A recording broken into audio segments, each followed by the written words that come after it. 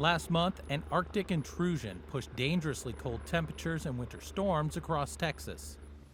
No part of the state's agricultural industry was left untouched. We have a variety called Valencia, which is kind of a late orange. Is 100% lost. They were all still on the tree. The citrus crop for the nation's third largest food producer was either damaged or destroyed. Just the citrus industry is estimated at 310 million. That doesn't really tell the whole story.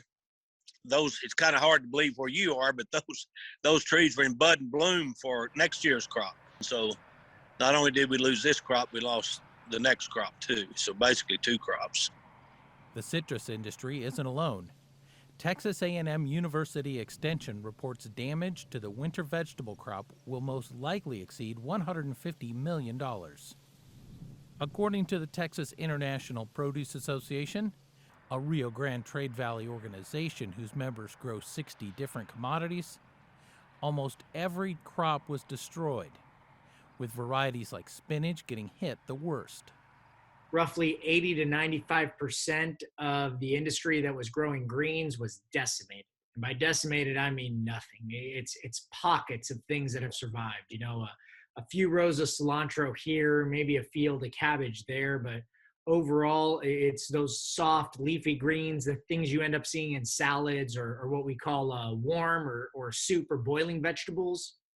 All of those were just devastated. As the 8-day cold snap that included a blizzard rampaged across the Lone Star State, millions of people were left without power. Supplies of natural gas diminished as pipelines froze and demand skyrocketed. The loss of electricity left agricultural operations like greenhouses, poultry farms, and dairies helpless against the freezing temperatures. We didn't have any natural gas to pasteurize the milk, so we poured out 14 million gallons of milk. 14 million gallons. So it just, retail price $3 a gallon. So that's over $40 million worth of milk poured down the drain. For some dairy producers, the storm cut deeper than just sending profits down the drain. Well, I talked to one dairyman.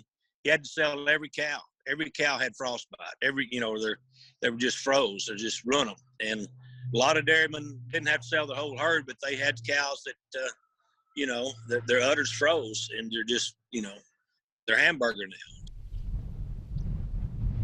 For the last 12 months, the Texas farmer has been getting kicked in the teeth. The winter storm's impact is only the latest in a string of setbacks for Texas producers. The recent combination of weather events are only part of the story, as farmers and ranchers are still suffering losses brought on by the economic ripple effect started by the one-year-old coronavirus pandemic. It shut down 65% of all of their receivers, right? Restaurants were closed, schools were closed. All of a sudden, your vacation areas and resorts were closed, cruise ships were closed. So you could only send your produce to grocery stores. If you didn't have a grocery store business or grocery store customer, you had nowhere to go with that produce, so you threw it away.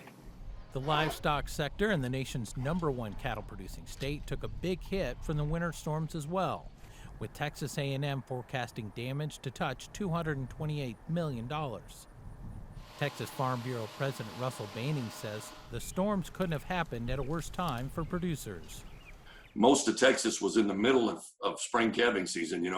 We consider January and February down here springtime. And so we were kind of in the middle of that. So there was some young stock lost. And, now we're just in the assessing mode and going forward and healing mode, I guess you could say. Banning says the last cold snap he experienced in farming was 38 years ago. But the winter storms and freezing temperatures were a first for him.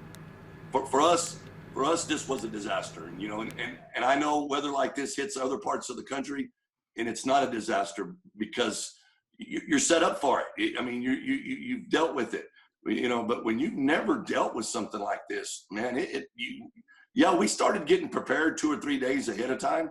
You just can't prepare for something that you really haven't ever seen. For Market to Market, I'm John Torpy.